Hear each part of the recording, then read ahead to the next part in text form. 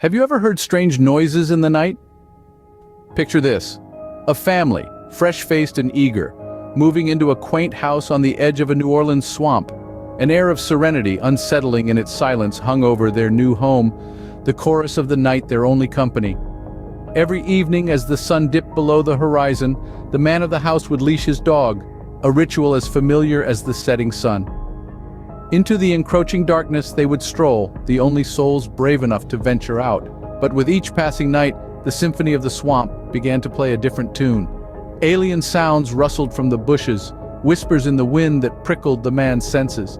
He'd stop, his heart pounding in the silence, straining his ears for the source. Yet his eyes would meet nothing but the darkness. Nothing but the sounds of the night, they said. Nothing to worry about. Scratching sounds outside, a common occurrence, or so they thought. The quaint charm of their new abode in New Orleans, nestled on the edge of a vast swamp, had quickly given way to a disconcerting unease. The man of the house, a pragmatic soul, dismissed the nocturnal disturbances as the work of raccoons, those mischievous creatures that called the swamp home. His wife, a woman of practicality, agreed.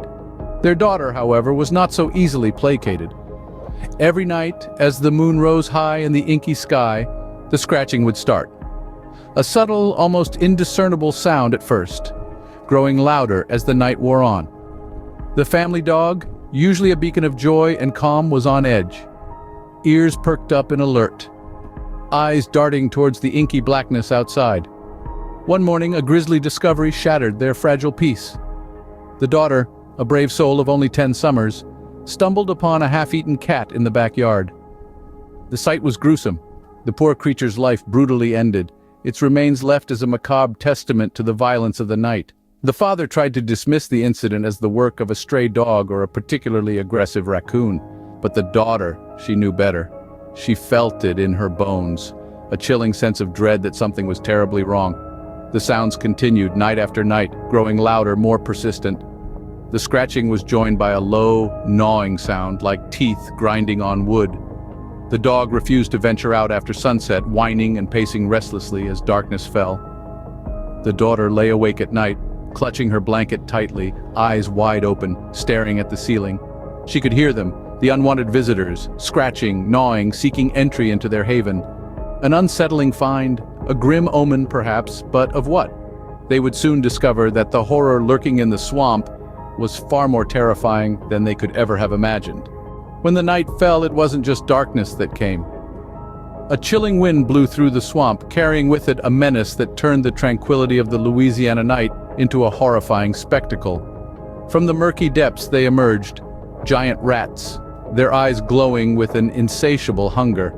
The house on the edge of the swamp suddenly found itself under a relentless siege. The family was thrown into a frantic struggle to keep these invaders at bay.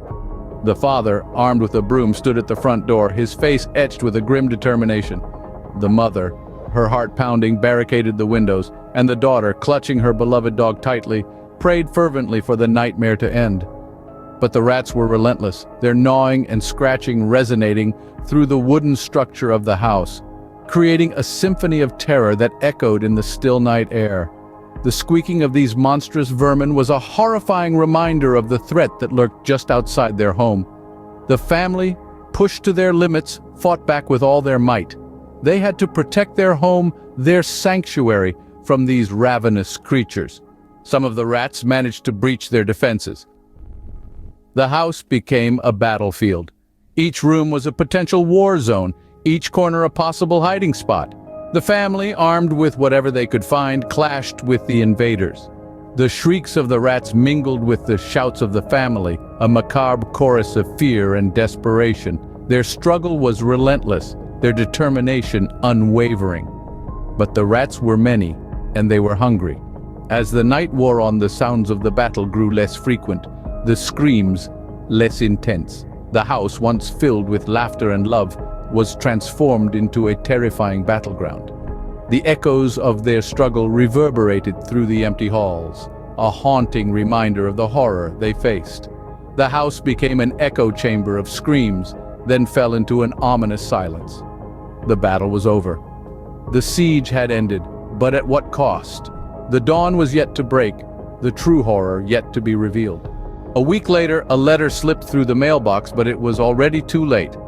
The house, once bustling with life, now stood silent, a morbid monument to the horror that unfolded within its walls. The envelope bore the logo of the local chemical plant, a symbol of industrial progress that now seemed to mock the desolate scene. Inside the envelope, a letter revealed an unsettling truth. A leakage had occurred at the plant, spewing hazardous chemicals into the environment.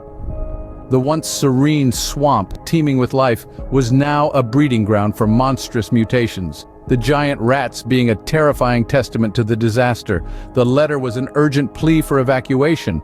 The plant was ready to purchase all the affected properties, a desperate bid to contain the contamination. But for the family that once called this house their home, the warning was a cruel irony.